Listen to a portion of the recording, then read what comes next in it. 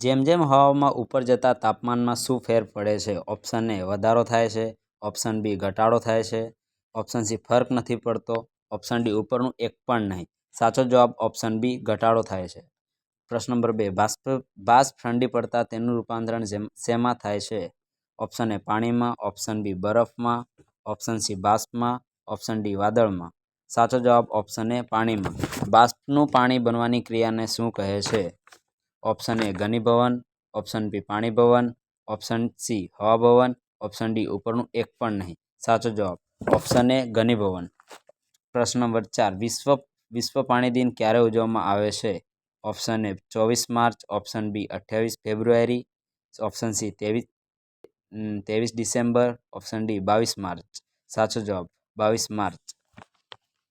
1,00,000 centimetre ખાલી જગ્યા metre.